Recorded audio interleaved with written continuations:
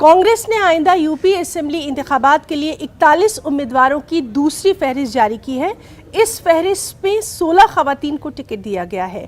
प्रियंका गांधी पहले ही 40% खवातीन को टिकट देने का ऐलान कर चुकी हैं।